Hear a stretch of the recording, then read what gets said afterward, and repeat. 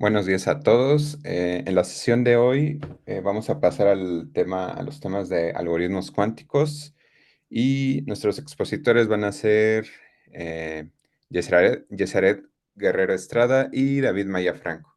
Bueno, antes que nada voy a a compartirles la semblanza de nuestros expositores del día de hoy y voy a comenzar con Areli Yesaret Guerrero Estrada.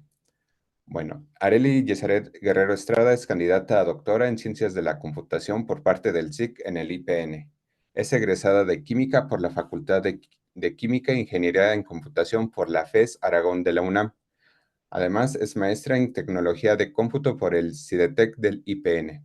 Actualmente realiza su investigación en el Laboratorio de Ciencias de la Información Cuántica, donde estudia algoritmos cuánticos de clasificación supervisada. A lo largo de su trayectoria, ha participado en congresos nacionales, hackatones y programas de mentoría. Ha impulsado talleres y se ha desempeñado como profesora adjunta en el área de algoritmos cuánticos. Su trabajo actual se centra en el desarrollo de algoritmos cuánticos basados en métricas y circuitos parametrizados para tareas de clasificación.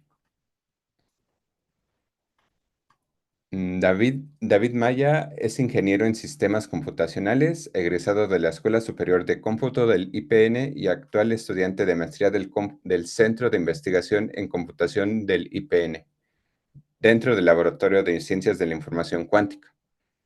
Enfoca su línea de investigación al procesamiento de imágenes usando algoritmos cuánticos.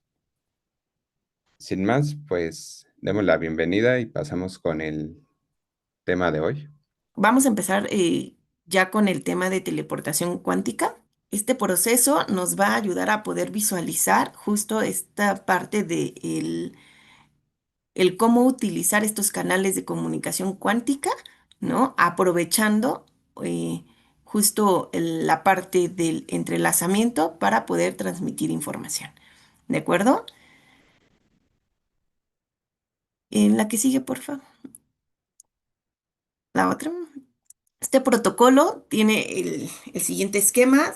Tenemos a Bob y a Alice y ellos van a compartir un par de qubits que van a estar entrelazados. Esta es la parte clave de este protocolo. ¿De acuerdo? Nosotros vamos a tener un par de qubits entrelazados, los vamos a separar.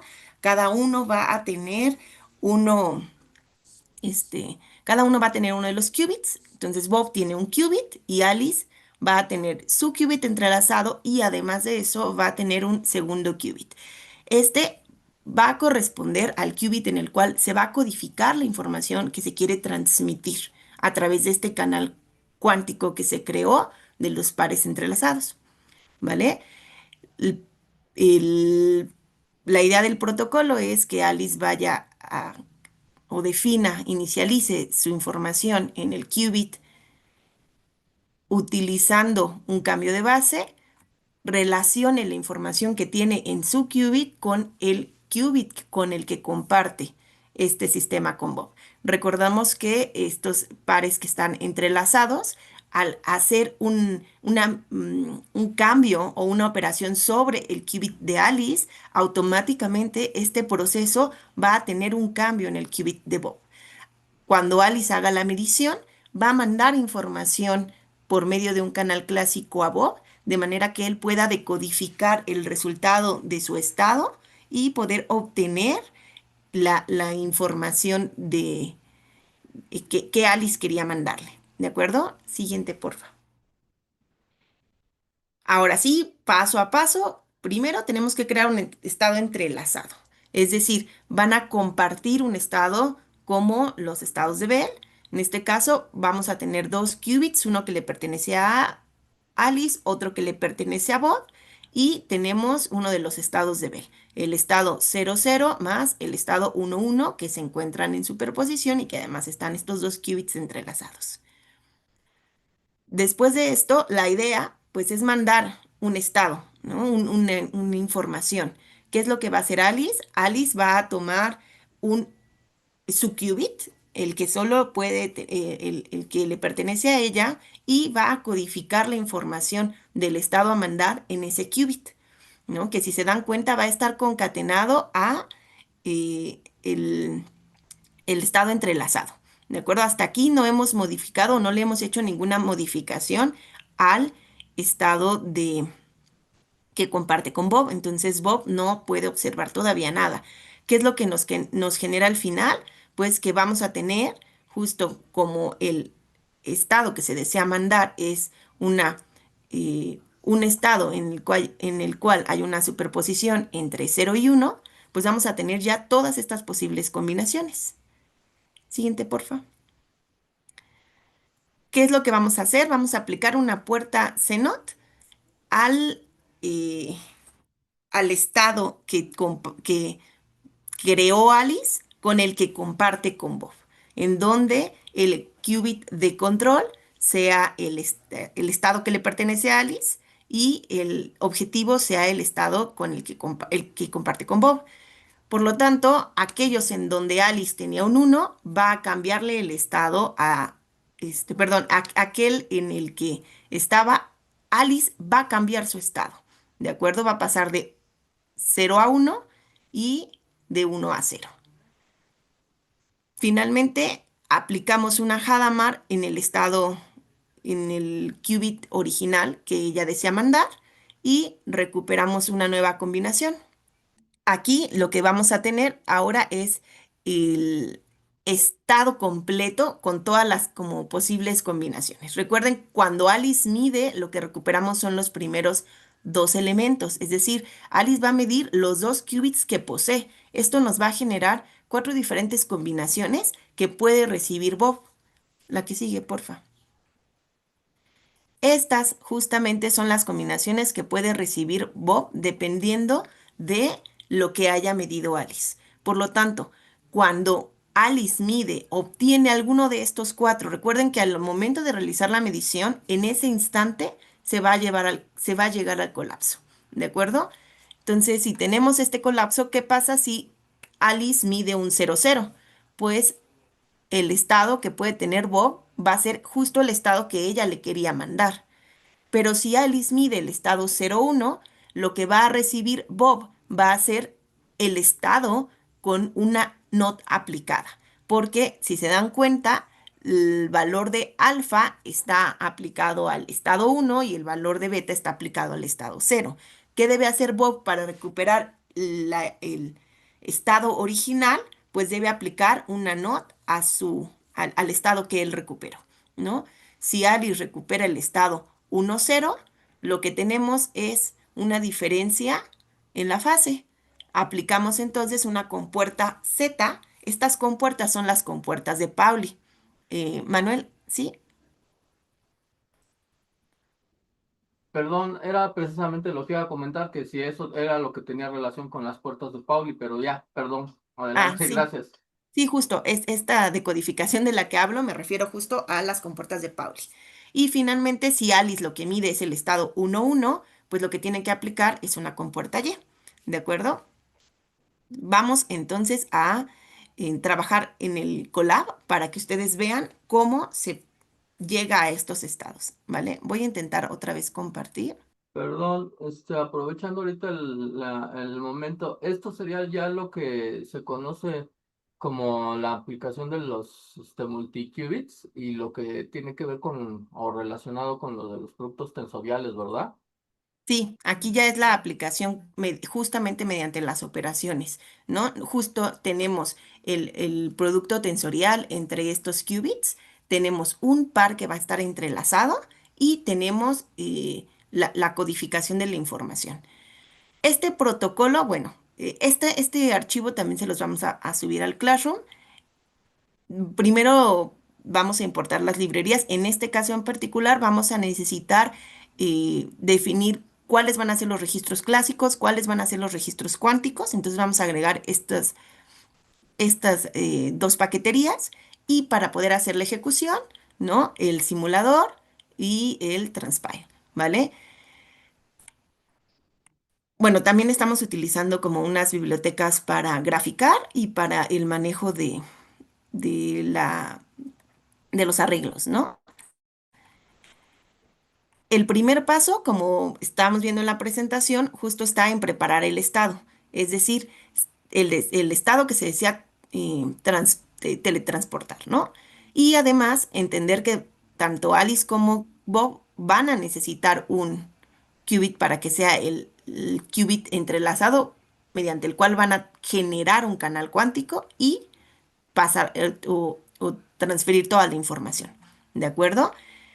Vamos a definir cada uno de los registros. Esto nos ayuda mucho para la parte visual, para que nosotros podamos definirlo. Podemos generar un arreglo de qubits. Aquí estoy definiendo que va a haber un qubit que se va a llamar S y lo voy a definir como QS, ¿no? Voy a definir cada uno de mis qubits, tanto cuánticos como clásicos, ¿de acuerdo?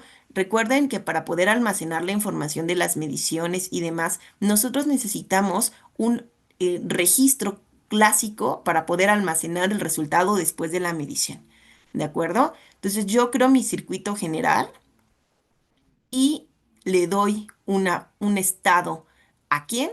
Pues al QS, que es el que se desea transmitir, ¿de acuerdo? Cuando nosotros,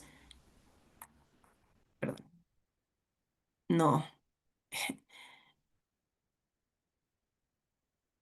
Necesitan, recuerden, cuando están trabajando con Colab, utilizar estas. Estas tres son las tres paqueterías de instalación que van a necesitar para para correr este demo.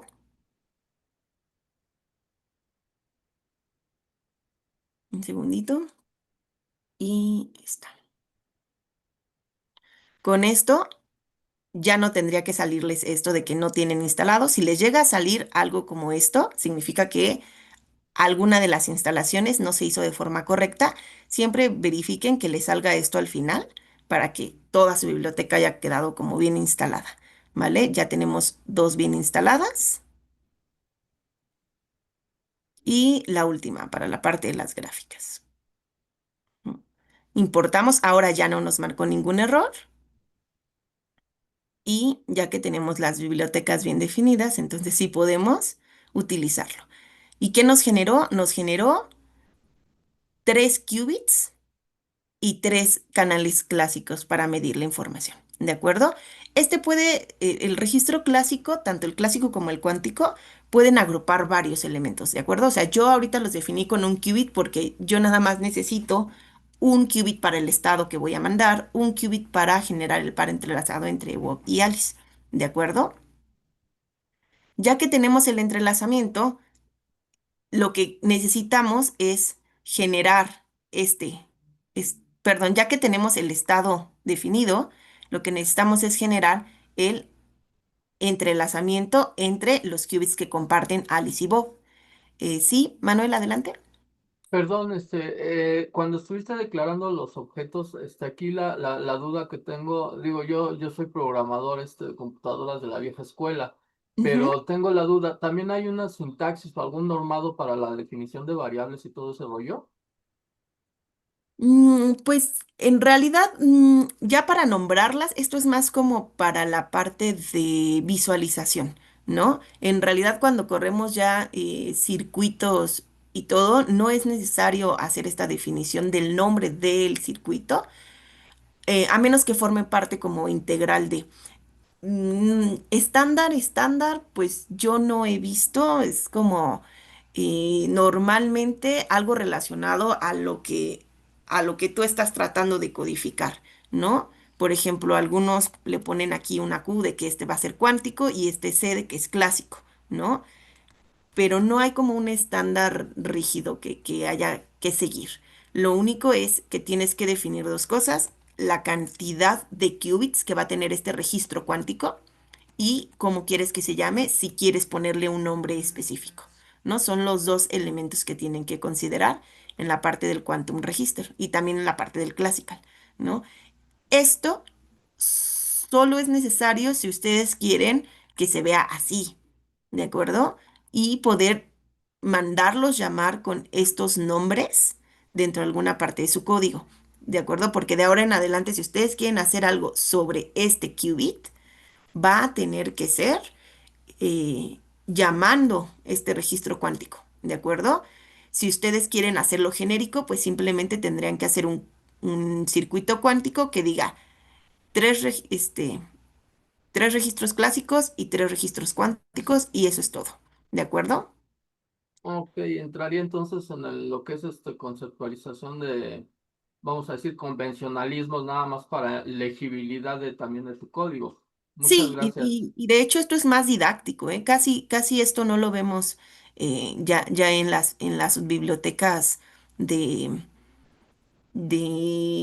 como del más grandes que se han hecho.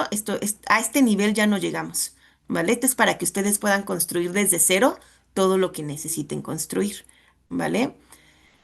Esta función sí es muy importante porque esta función es una función de Qiskit que nos va a permitir inicializar directamente un estado.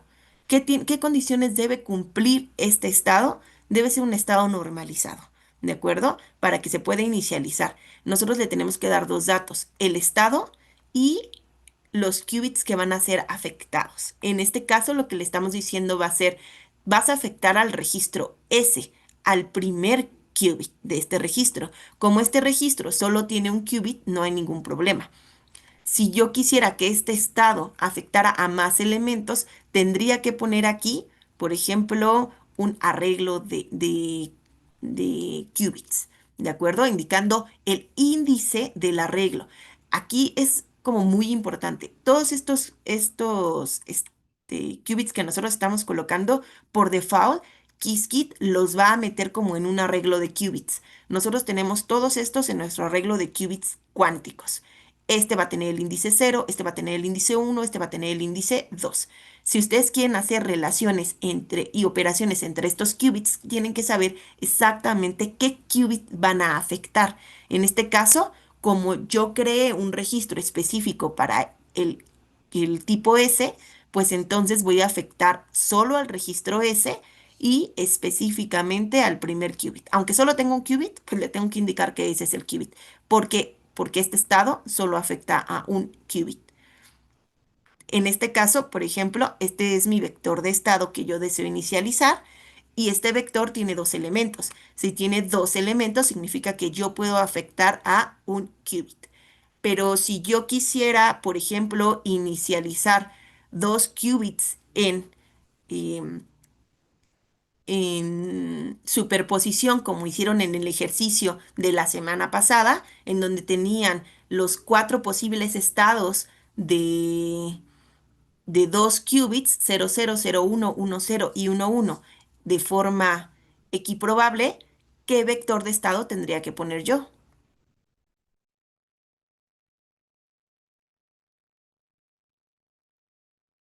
¿Alguien?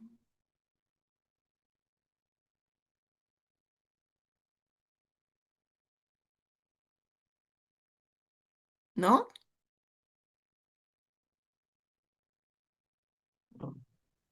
¿Puedes repetir?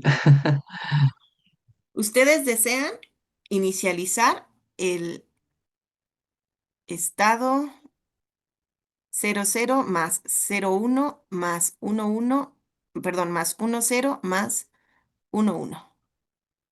Esos son todos los posibles estados De de un tener qubit, dos de un qubit, qubits, ¿no? dos. Si yo tengo un solo qubit, los únicos posibles estados son estos, 0 y 1, es decir, dos elementos. Por eso yo coloco dos elementos en mi vector. Este corresponde a la amplitud del estado 0 y este corresponde a la amplitud del estado 1. Y el vector está normalizado. Por lo tanto, yo no quiebro ninguna regla. Muy importante que el vector esté normalizado. Es decir, el cuadrado de la suma de las amplitudes siempre nos tiene que dar 1. En este caso, ustedes hicieron un ejercicio la semana pasada en donde tenían dos qubits y al aplicar dos compuertas Hadamard obtienen ¿qué cosa? Obtienen los cuatro posibles estados de tener dos qubits. Es decir, que los dos qubits estén en el estado 0, 0, 0, que el primer qubit esté en el estado 0 y el segundo en el estado 1, que el primer qubit esté en el estado 1 y el segundo en el estado 0, o bien que los dos qubits se encuentren en el estado 1. Son los cuatro posibles este, estados que podemos tener.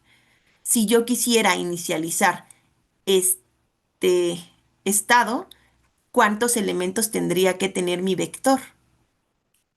Perdón, Dos. serían 4 4, así es. y Uno por cada una de estas amplitudes. A esta la voy a llamar a esta la voy a llamar B, C y D. Y entonces el vector de estado que yo necesito definir tendría que ser A más B más C más D, considerando obviamente que esté normalizado A, B, C y D. ¿De acuerdo?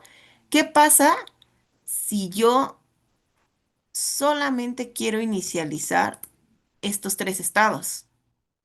Pues yo de mm, todas formas tengo que mandar 4 elementos, pero aquí tengo que mandar un 0. ¿De acuerdo? No puedo omitirlo u obviarlo, ¿no? Si yo mando 3 elementos, para Qiskit no va a tener sentido. ¿Por qué? Porque sí, yo nada más quiero 3 estados. Pues sí, pero existe un cuarto estado y ese estado tiene un valor de amplitud de 0. ¿Vale? ¿Sí me explico? perdón, o sea que los últimos dos estados quedarían por ejemplo, en 10 y luego 0 - 1 y luego 0 - 1 y 10. A ver, ¿cómo? Otra vez. Para digamos, el tercero y el cuarto quedarían como 10 y 0 - 1 y el cuarto quedaría como 0 - 1 y 10.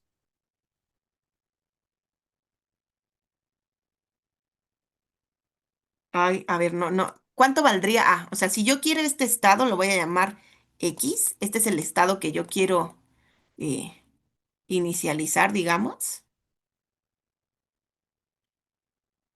Tengo A, B y D, ¿no? Ok, Si yo quisiera obtener este estado, A, B y D deben ser, por ejemplo, 1 sobre raíz de qué. O cuánto tendrían que valer. La amplitud tiene que valer 1/3. ¿Estamos de acuerdo? Que diga la probabilidad. Recuerden que lo que me tiene que dar es esto. A al cuadrado más B al cuadrado más D al cuadrado me tiene que dar 1, ¿vale? Eso significa que D al cuadrado tiene que ser 1/3, B al cuadrado tiene que ser 1/3 y A al cuadrado tiene que ser 1/3. Esa es una de las ecuaciones que cumple, ¿no? Que pues lo más fácil es decir, bueno, A va a ser ¿cuánto? 1 sobre raíz de 3. Si yo pongo esto, ay, se va a cumplir. ¿Sí me explico?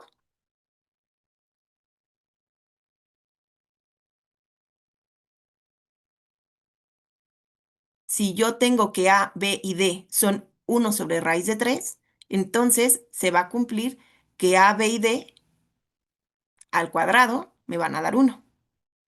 ¿Y qué pasa? Mi vector de estado va a ser 1 sobre raíz de 3, 1 sobre raíz de 3, 0, 1 sobre raíz de 3. Así es como yo se lo tengo que mandar a Qiskit para que Qiskit lo pueda procesar.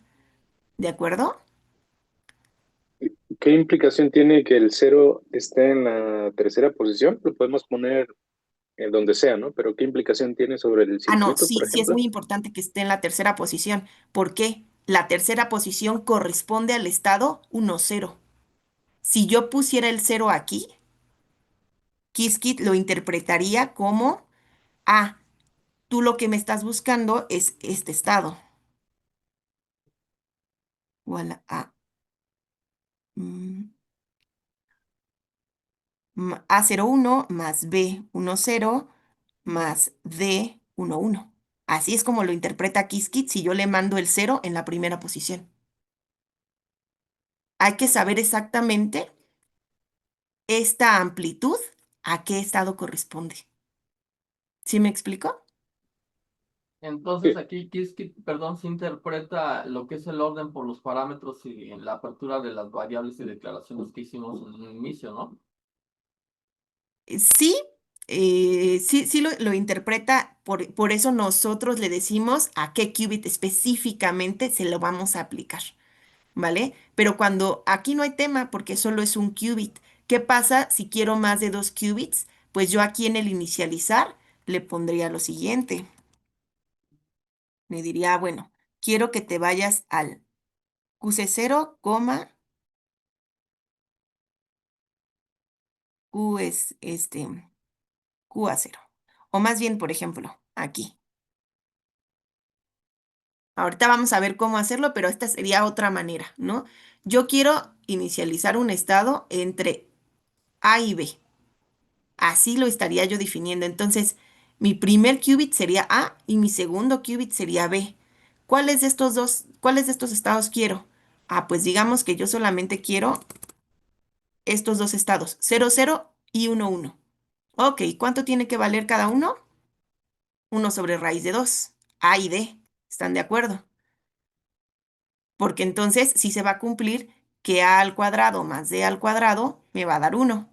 ¿Cómo tendría que definir yo ese vector de estado? A, la primera posición que es el 0, 0, es decir, A y B van a estar en 0, va a ser A. La segunda posición que es 0, 1 va a ser 0. La tercera posición que es 1, 0 va a ser 0. Y la última posición que es 1, 1 va a tener la amplitud de D. Y entonces, si yo inicializo este vector de estado, lo que me va a quedar es esto. A0, 0 más D1, 1. ¿Sí me explico? Perdón, Una entonces pregunta. aquí, no, no, adelante. Gracias. Aquí el orden del estado que sería completo, por ejemplo, 00, 01, 10, ¿depende de cómo fue creado ese estado o siempre es ese orden? Siempre es ese orden. Aquí, recuerdan que vimos la parte de producto tensorial y todas esas partes donde nosotros creamos vectores como justo de la posición y del juntar dos qubits. El Ujú. orden en el que se generaron en esa operación es el orden en el que nosotros lo vamos a colocar aquí. Pero siempre para Perdón, cualquier estado va a ser ese mismo orden. O sea, Sí. siempre va a estar primero 00, después un 01, digamos, y Ajá, después un 10 y así. Ok, ok, así es. Sí, siempre, siempre van a ser en orden. ok, y Solo gracias. como una numeración en binario, ¿no? Nosotros tenemos los números del 0 al 3 y lo que tenemos Ujú. aquí son los índices 0, 1, 2 y 3, pero en binario, Ok, gracias, ¿va? gracias. perdón, por eso es que al iniciar el qubit, en el segundo, lo estás anidando dentro del primero, ¿no? Algo así, justamente. Como Ah, aquí le estoy diciendo quiénes van a ser únicamente mis estados, ¿qué pasaría si yo pusiera al revés B y A para Qiskit? Estarían justo volteados nuestros cables, ¿no? Entonces hay que cuidar mucho a quiénes decimos que vamos a unir y en qué orden, ¿va? muchas Claro, sí, porque muchas veces, créanme, ahí es donde se nos atora la parte de programación, ¿vale? Entonces, bueno, hasta aquí no hay más dudas, seguimos entonces. Ya inicializamos el estado, ¿no? Hasta aquí todo parece ir de acuerdo al plan. Ahora, vamos a generar los estados de Bell. Ahorita ya vimos una de las formas para poder hacerlo. Podríamos simplemente utilizar la función de inicializar, ¿no? Pero como estamos además practicando esta parte eh, de compuertas y circuitos, pues vamos a generar completamente este par entrelazado de cero. ¿Cómo podemos generar el par entrelazado de cero? Nosotros primero necesitamos dos estados. Si necesitamos dos estados, significa que vamos a necesitar una superposición. ¿Cómo ponemos en superposición? Rotaciones sobre los ejes, es decir, Hadamard. Aplicamos una Hadamard. ¿A quién le aplicamos la Hadamard? Al qubit de Alice. Con eso vamos a generar esta primer separación, ¿no? Vamos a tener el estado, em, creo que sí, sí puedo anotar, ¿no? Si nosotros tenemos inicialmente tanto a Alice como a Bob con 0, 0 y aplicamos una Hadamard, ¿qué, qué ocurre? Al primer qubit, que es el de Alice, que le voy a cambiar el color a este, pues lo vamos a partir en una división, en una amplitud equiprobable de estar en 0 y estar en 1. Entonces vamos a terminar con 0 y 1. Todo esto entre raíz de 2, ¿vale? ¿Y en qué estado va a estar el qubit de Bob? Pues no le hicimos absolutamente nada al qubit de Bob. Y si no le hicimos nada a Bob, tendría que quedarse en 0. No ha afectado nada. pero todavía no obtenemos el estado que nosotros queremos. Queremos alguno de estos estados de Bell. Nosotros vamos a utilizar en particular, o sea, no vamos a utilizarlos todos, vamos a utilizar uno, ¿no? ¿Qué sigue? Aplicar una compuerta controlada, ¿no? ¿Quién es el control? Alice. ¿Quién es el objetivo? Bob. Cuando Alice esté en uno, Bob va a cambiar. ¿Qué implica? Pues Alice no cambia porque Alice es el control. Entonces Alice sigue igual. Tenemos a Alice en 0 y 1 en superposición con nuestra raíz de 2. Ay, yo sé que no se ven muy bonitos estos números, perdónenme. Aquí está el 1 y estamos en raíz de 2. ¿Y quién va a cambiar? Va a cambiar Bob, pero ahora condicionado a qué valor tiene Alice. Cuando Alice tiene 0, Bob no cambia. Cuando Alice tiene 1, Bob cambia en una not, es decir, el valor opuesto al que tiene. ¿Qué valor tiene 0? Va a cambiar a 1. Y entonces yo voy a terminar con un estado de Bell. Ahora sí, tengo el 0, 0 más 1, 1, que corresponde a este primer estado. Logramos nuestro objetivo, ¿no? Y eso es lo que tenemos aquí. Nosotros vamos a entrelazar un par. Aquí lo que le estoy diciendo es, sí, ojo, aquí, ay, déjenme, ya borro, ay, ya borro esto. Cuando nosotros creamos nuestro circuito, lo mandamos a una variable que la llamamos QC, ¿de acuerdo? Que es esta, que está aquí. QC representa a todo el circuito, ¿vale? Y justo aquí lo que le decimos es, dame un circuito que ya esté inicializado y dime los qubits que vas a entrelazar. Aquí tomamos ese circuito que nos mandaron y agregamos el par entrelazado, ¿no? Entonces, ¿qué pasa? Creo mi circuito y lo entrelazo. ¿Qué debería haber? Pues justamente mi circuito y que ahora Alice y Bob van a tener un estado entrelazado. ¿De acuerdo? ¿Dudas hasta aquí? ¿No? Vamos a la siguiente fase. ¿Qué es lo que queremos hacer? Bueno, ahora vamos a aplicar una CNOT y una Hadamard a los primeros qubits. Es decir, recuerden que ya una vez que se generó el par entrelazado, Alice y Bob ya no están juntos. Ya Bob se llevó su qubit y Alice solo tiene acceso a su qubit y al qubit con la información que quiere mandar. ¿De acuerdo?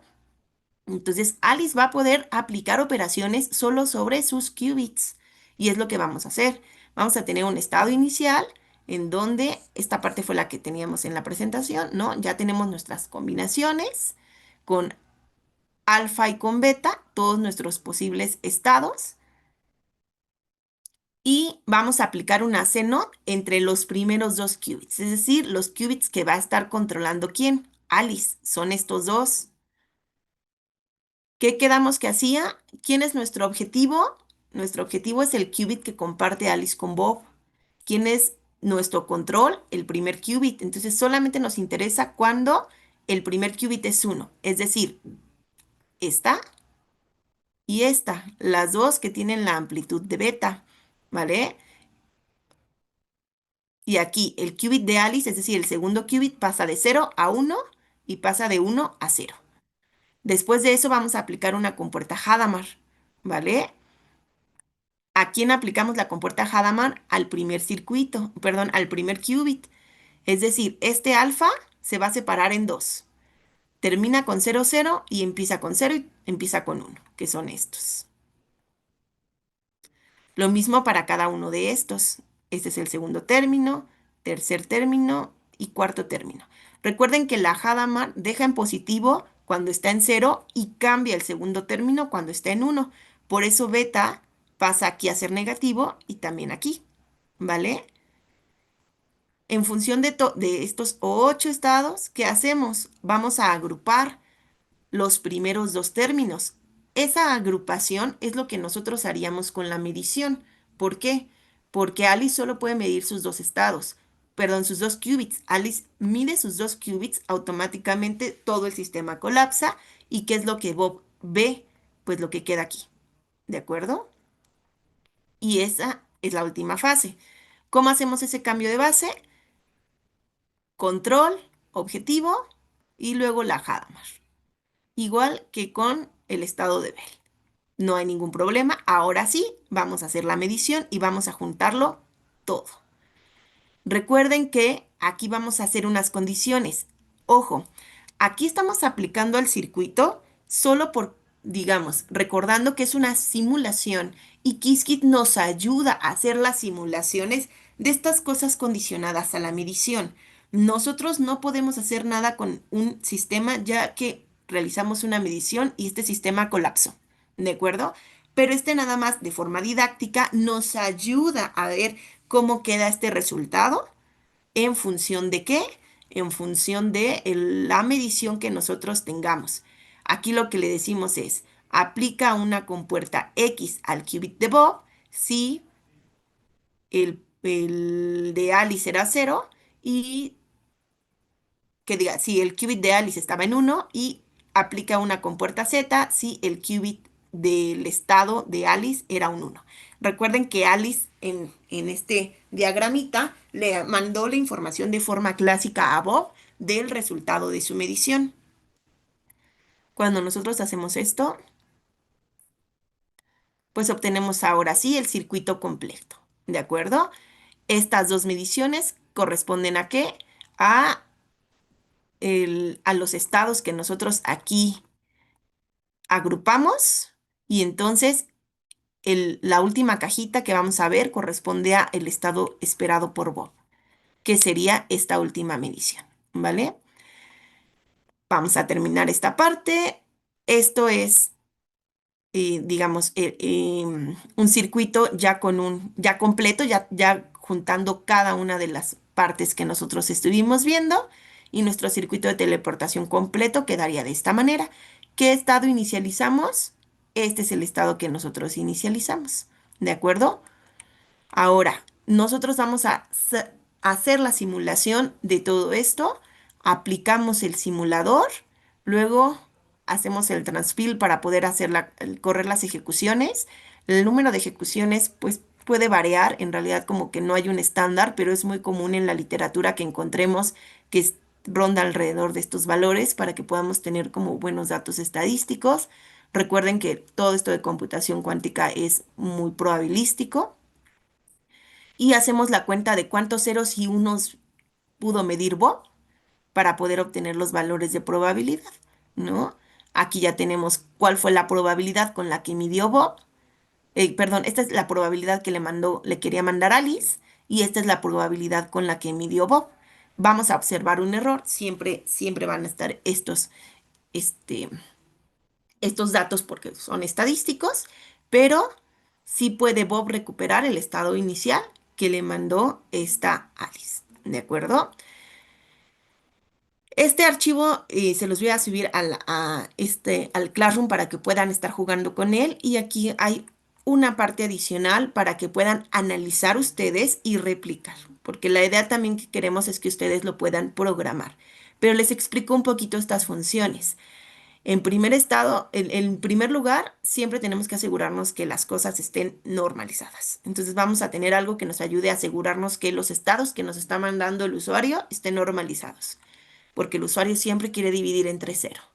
Luego vamos a calcular la similitud entre justo el estado de entrada que nosotros queremos mandar y el resultado de los cons de salida, ¿no? Aquí lo que hacemos es hacer una cuenta. Primero calculamos la probabilidad de entrada en función del estado que hayan mandado, ¿no?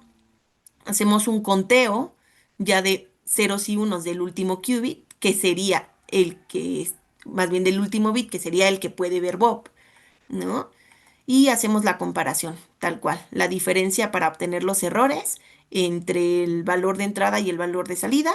Aquí ya ustedes pueden definir, ¿no? Yo aquí definí un error de creo que del 5%, ¿no? el circuito de teleportación que requiere, pues primero que normalicemos, luego mandamos llamar nuestro circuito, mandándole el estado normalizado, y ahora sí, para correr como toda esta parte o ejecutarla, tenemos nuestro estado original, el circuito ya creado e inicializado, simulamos y lo mandamos a validar, ¿no? Aquí yo le puse una tolerancia del 5% para que les diga si fue exitosa o no esta prueba, ¿no? Y con este demo ya ustedes pueden verificar todo este fenómeno y este proceso de teleportación cuántica, ¿de acuerdo? Mandé varios estados aquí para que vieran las pruebas, ¿no? Pueden ya empezar a jugar con él, moverle.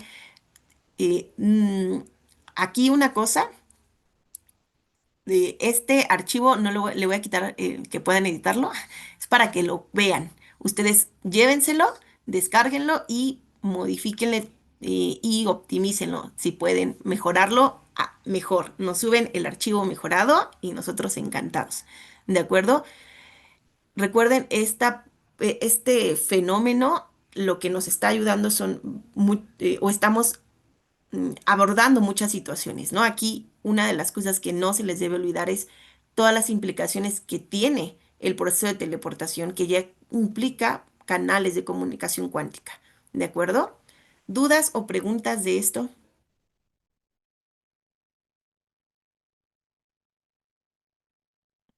Sé que esta última parte fue un poco más rápida, pero en realidad lo que importaba era toda la parte del proceso de la parte cuántica, de cómo construir el circuito.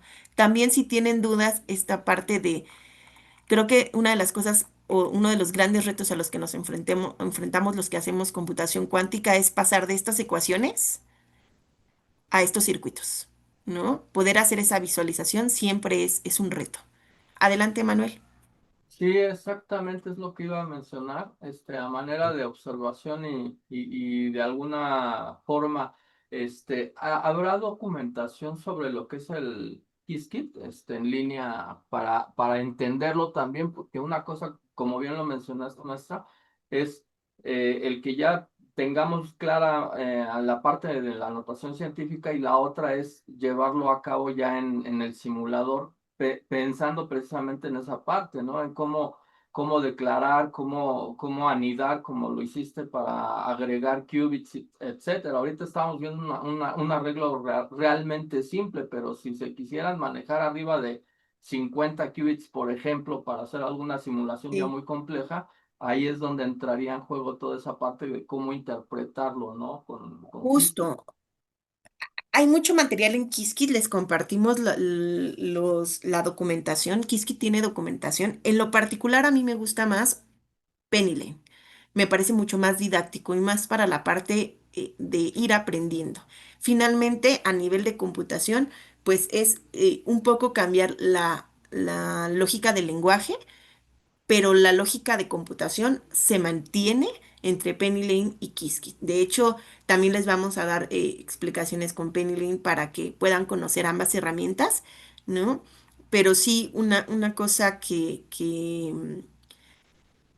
mencionas que es muy importante es cuando ya empiezan a manejar circuitos más grandes o incluso si quieren hacer simulaciones sobre las computadoras reales, una de los puntos clave es que estas simulaciones em, dependen de la topología de la computadora. También hay que considerar qué qubits están conectados con quién. Para eso nos ayuda mucho crear estos como registros, ¿no? Recordemos que estos ya serían como para un manejo más grande o para algo más detallado, ¿no? Entonces, pues les compartimos todo el material que tenemos de la documentación de ambas herramientas para que también lo puedan ver. Creo que de aquí lo único nuevo fue un poco el cambio que hice en la biblioteca. También eso, Qiskit está evolucionando. Bueno, creo que todas estas herramientas están evolucionando muy rápido, pero en particular con muchas de las bibliotecas que tiene un gran cambio que fue cuando pasó al Qiskit 1.0 y previo a, ¿no? Cuando digamos todavía todo era beta. Y este gran cambio nos ha hecho migrar a muchas nuevas bibliotecas y nuevas formas de hacer este proceso. Pero sigue siendo lo mismo. Llamar a un simulador, cargar el circuito en el simulador, que es lo que hace, esta es la tarea que hace ese transpile, ¿no? Cargar el circuito que tú estás, que tú propones, que tú construiste en el simulador específico que tú elegiste, ¿no? Ya que haces eso, le pides al simulador que haga las ejecuciones, que es lo que hace este run, indicándole específicamente cuántas veces se va a repetir este proceso y finalmente obtener los datos. Cuando trabajamos con mediciones sí podemos hablar de results y de counts porque se corrió varias veces y entonces vamos a tener estos datos estadísticos. Cuando queremos datos como el vector de estado y demás, pues eso cambia un poquito, pero para la parte de resultados siempre son como estos pasos. Igual y cambia un poco o van a encontrarse material que tenga diferente el nombre de estos elementos, básicamente, pero el proceso es el mismo, ¿va? Sí, aquí justo iba a comentar también y compartirles algo. Ujú. Investigando un poquito el fin de semana pasado, en relación a los simuladores disponibles de manera gratuita, me encontré con un enlace de IBM que también está brindando un simulador gratuito y tiene su opción de paga. Pero en el simulador gratuito hay una cuestión que están ahorita migrando precisamente por lo que dices tú, está Sí, actualizándose, pero además está muy limitado por lo que estuve viendo. Quise hacer el trabajo de la tarea, replicarlo en ese simulador, pero aparte de los diferentes nombres que maneja él como comandos, no alcanza a hacer, por ejemplo, la parte de la visualización ya de la gráfica.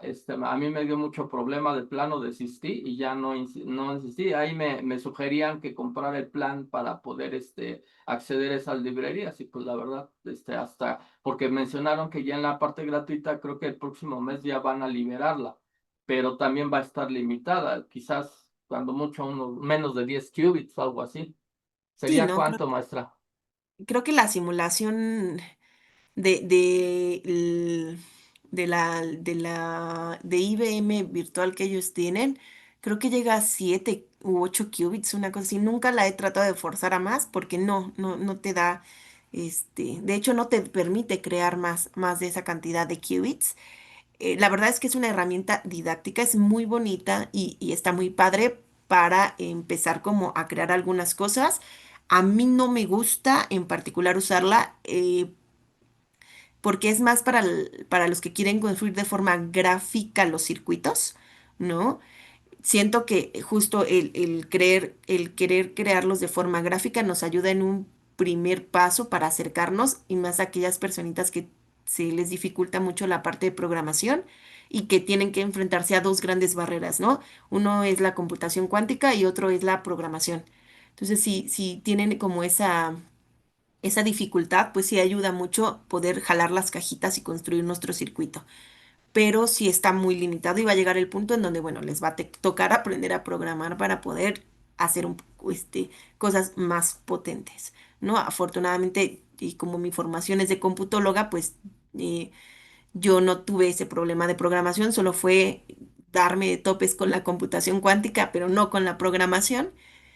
Pero ciertamente una de las ventajas que yo veo de hacerlo directo, digamos, eh, nativo, es que tenemos mucho más control de estas situaciones, ¿no? Con PennyLane también lo van a ver. PennyLane también nos permite crear circuitos de forma un poco más generalizada y nos permite usar varios simuladores, incluyendo el de Qiskit, lo cual a mí me parece que es una ventaja muy grande, ¿no?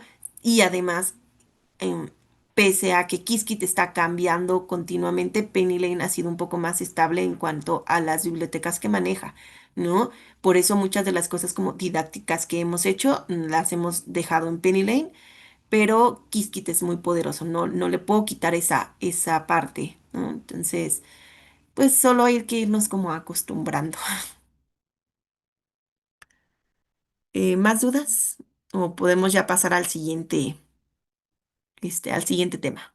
Yo tengo una duda un poquitito técnica. Sí, claro. ¿Cómo se calcula el intervalo de confianza de las mediciones?